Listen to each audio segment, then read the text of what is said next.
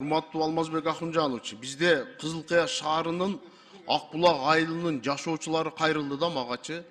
Акбулак айылынын жашоочулары таза сууга да муктаж, сууга да муктаж. Бул былтыр да көтөргөнбүз бул маселени.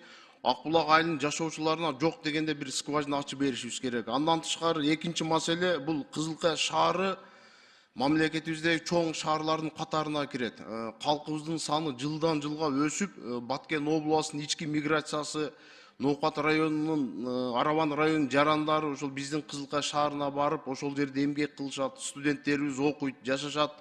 Элдин саны жылдан жылга өсүп атат да. Анан былтыр мен маселе көтөргөн элем. Кызыл Кыя шаарынын таза суу долбоору даяр, проекттери даяр. Исфайрам дарыясынан таза суу алып келип, ушу Кызыл Кыя шаарыны таза суу менен камсыз кылсак деп.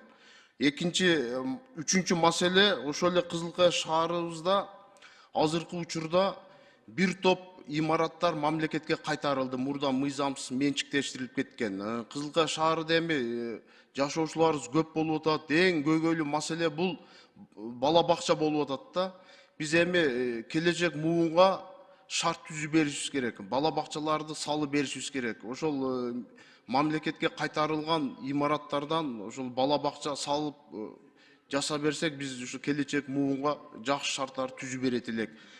Төртүнчү маселе, урматтуу Алмазбек Акунжанович, былтыры мен протоколдук тапшырма берген элем. Азыркы учурда Мамакеев атындагы улуттук хирургия борборунун ирин бөлүмү капиталдык оңдоого өтө муктаж да. Чатырынан суу агат экен, дубалдарды көгөрүп кеткен, полдору чирип кеткен.